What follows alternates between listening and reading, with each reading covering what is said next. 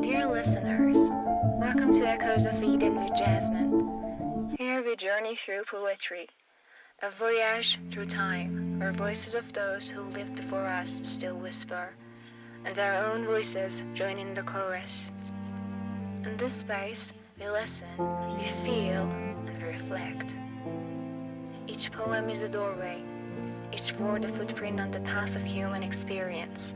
So let's step into the echoes, where past and present meet, and where poetry speaks across time. The first poem's called Introduction to Poetry by Billy Collins. I asked them to take a poem and hold it up to the light like a color slide, or press an ear against its hive.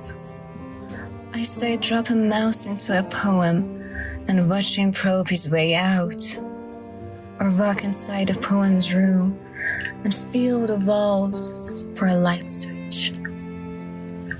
I want them to water ski across the surface of a poem, waving at the other's name on the shore. But all they want to do is tie the poem to a chair with a rope and torture a confession out of it. They begin beating it with a hose to find out what it really means. Thank you for listening. Now let's talk about it. I know you've tried to read poetry before. Most people usually read a poem and rush to understand its meaning. But that is not how poetry should be read. You shouldn't hurry to grasp the meaning immediately, or force the poem to reveal its meaning, you know?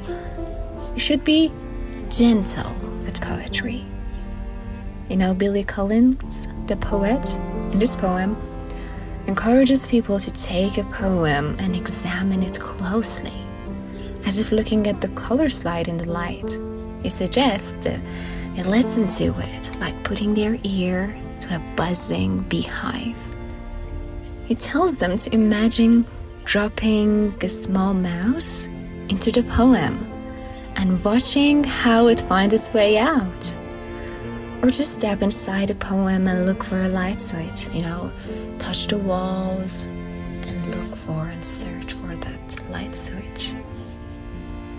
He wants them to enjoy the poem from a distance, like waving at the other from the shore. But instead, they try to pin the poem down and force it to share its secrets. They start spraying it with questions, trying to uncover its meaning. What do you think? Is there any correct ways to read poetry? How should we read poetry? Do you know any secrets?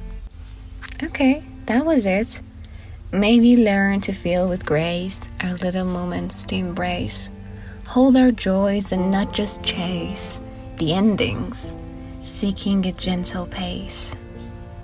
In this fast-paced life, let's take our time, slow down and find the beauty in the climb. Or let me say it in other words. Maybe learn to feel things as gently as possible instead of rushing through the endings. Maybe learn to slow down a little in this fast-paced life.